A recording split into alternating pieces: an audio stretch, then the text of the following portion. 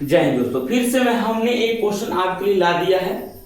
और ये जो आपको बोर्ड पे क्वेश्चन दिख रहा है ना, ये बहुत ही धांसू क्वेश्चन है। समझिए कि ये क्वेश्चन बिहार बोर्ड जो 10वीं क्लास के एग्जाम जो बच्चे साल देने वाले हैं उन लोगों के लिए बहुत ही सुनहरा मौका है। ये क्वेश्चन आपको बार बार देखने को मिलता है, और जब ये क्वेश्चन देखने को मिलता है ना तो बच्चे गलती करके चले जाते हैं। लेकिन आपको हम बता दें कि ये क्वेश्चन बहुत ही आसान है, इतना आसान है कि आप सोच भी नहीं सकते हैं। जैसे आप पानी पीते हैं वैसे ये क्वेश्चन भी सोल्व हो जाएगा। बहुत ही आसान है, लेकिन आपको कब आएगा? जब इसको समझ में आपको आएगा। तो बहुत सारे बच्चों को डाउट रहता है, बहुत सारे बच्चों को शिकायत रहता है कि हमको ये मैथ समझ में नहीं आता है, हमको ये क्वेश्चन समझ में नहीं आता है। तो अब घबराने की जरूरत नहीं है, अब हम आपको क्वेश्चन पूरा बेसिक नॉलेज से आपको समझाएंगे। इतना आसान क्वेश्चन आप शायद ही कभी देखे होंगे, लेकिन आपको समझिएगा तब। अगर नहीं समझ तो ये क्वेश्चन आपको भारी नहीं लगेगा, आपसे नहीं बनेगा। लेकिन आप अगर इस क्वेश्चन को समझ जाते हैं तो चुटकी बजाते क्वेश्चन सोल्व। देख लीजिए कैसे। पहले हम क्वेश्चन पढ़ के दिखा देते हैं आपको। देखिए क्या है, 2, 7, 12 डॉट डॉट 10 पदों तक के समानांतर श्रेणियों का योग ज्ञात करें। मतलब 2, 7, 12 ऐसे करते करते 10 को जाएगा, यानी 10 को पद रहेगा, उसका क्या ज्ञात करना है आपको? समानांतर श्रेणी ज्ञात करना है। कोई दिक्कत नहीं है। सबसे पहले बाबू बताओ हम इसको क्या बोलते हैं? तो इसे बोलते हैं प्रथम पद, इसे द्वितीय पद, इसे तृतीय पद बोलते हैं। आपको पहले वाले वीडियो में आप जाके देख सकते हैं। प्रथम पद को हम ए से सूचित करते हैं। किसे करते हैं जी? प्रथम पद को जो है हम लोग ए से सूचित करते हैं। तो ए बराबर बाबू क्या हो जाएगा? देखिए सर, ए बराबर आप 2 लिख दीजिए, कोई दिक्कत। यहां पर लिखते हैं A1 A2 A3, यानी इसे प्रथम पद, द्वितीय पद, तृतीय पद। तो प्रथम पद हमारा क्या हो जाएगा? देखिए सर 2 हो गया। अब हमको निकालना क्या है? सार्व अंतर। सार्व अंतर को हम डी से सूचित करते हैं। तो आपसे कोई पूछ देगा कि बताइए सार्व अंतर को हम क्या चीज से सूचित करते हैं? तो डी से सूचित करते हैं। तो बाबू डी बराबर क्या होता है? तो कुछ नहीं बाबू, A2 में से हम A1 को घटा देते हैं। मतलब ये वाला में से ये वाला घटा देंगे तो हमारा D का मान निकल जाएगा। कोई बात नहीं। चलिए देखिए यहाँ पे D बराबर क्या है? A2 कितना है? देखिए सर 7 है। चलिए माइनस है तो माइनस। A1 कितना है? सर 2 है। अब बताइए बाबू 7 में से अगर हम 2 को घटा दें तो कितना हुई? तो 5। कितना हो जाएगा जी? 5 हो जाएगा। लड़के को समझ में आ रहा है? देखो लड़की साहब, हम क्या करेंगे? सार्वमंत्र अगर हमको ज्ञात करना है तो दूसरा में से द्वितीय पद में से प्रथम पद को घटा देंगे तो हमारा आंसर क्या हो जाएगा? सार्वमंत्र निकल जाएगा। डी बराबर कितना हो गया? 5 हो गया। अब लड़की लोग कभी कभी क्या होता है ना, मैथ समझ में आ जाता है एक से एक भाई। अब लड़की लोग है, उन लोगों को मैथ समझ में आता है, उन लोगों को लगता है कि हाँ हमारे लिए मैथ बना है। लेकिन आपको पता है ऑलरेडी कि लड़कियों के पास अब क्या नहीं होता है। आप कमेंट बॉक्स में आंसर जरूर दीजिएगा। हम अब कुछ नहीं बोलेंगे, आप कमेंट बॉक्स में आंसर दीजिए कि लड़कियों के पास क्या नहीं होता है। आपको ऑलरेडी पता है। चलिए हम आगे चलते हैं। हम ज्यादा नहीं बोलेंगे, नहीं तो थोड़ा सा बवाल हो जाता है। लड़की को बुरा मानता है, बुरा मान के क्या करेगा? क्या कर लेगा जी बुरा मान करके? खूब से खूब करेगा सब तो क्या करेगा? दांत पीसेगा। दांत पीसो, दांत टूट जाओ। आइए आगे तो हम चलते हैं फिर आगे।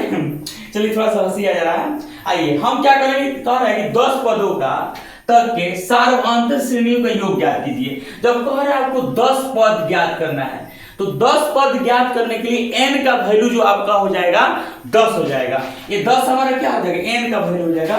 तो n बराबर हमारा क्या हो जाएगा? 10। अगर इससे विशेष आपको जानकारी चाहिए तो आप हमारा पुराना वीडियो देख लीजिएगा, तो आपको आसानी से समझ में वहां पे आ जाएगा। कोई दिक्कत? आप बताइए अब हमको योग ज्ञात करना है। तो योग ज्ञात करने के लिए आपका एक सूत्र आता है। वो सूत्र आपको ऑलरेडी क्या होना चाहिए? याद होना चाहिए। तो बाबू वो सूत्र है जो आपको दिखेगा, SN बराबर जो होता है n/2, उसके बाद होता है 2a प्लस n-1 = d। ये आपका सूत्र होता है योग ज्ञात करने वाला सूत्र।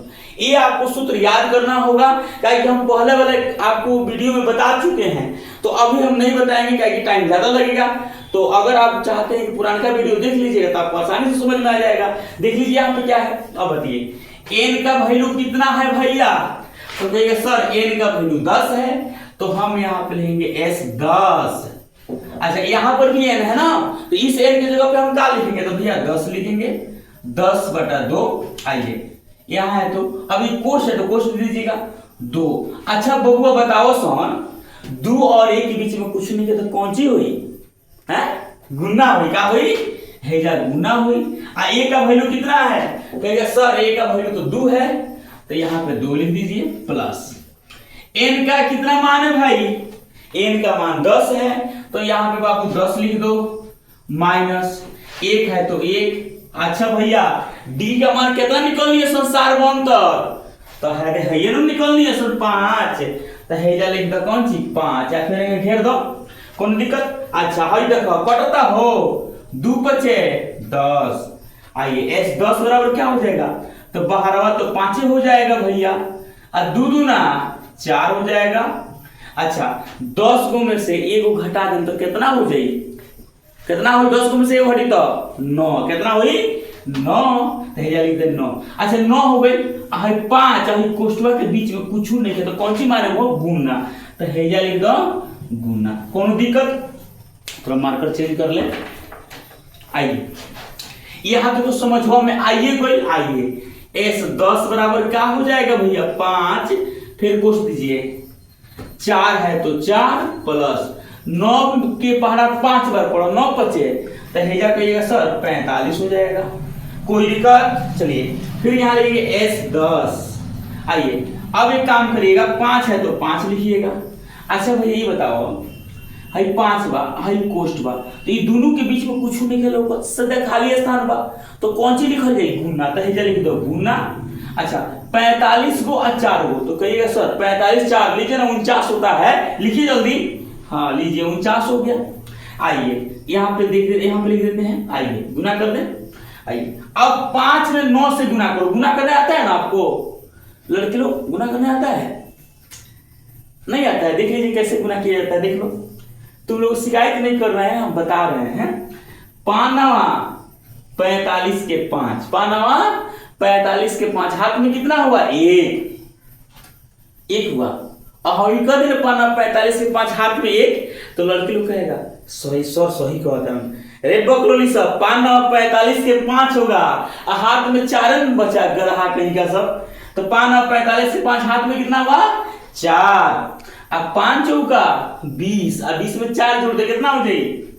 20 ना रे 24 है। कितना होगा? 24। और ये आपका आंसर हो गया। ये क्या हो जाएगा आपका जी?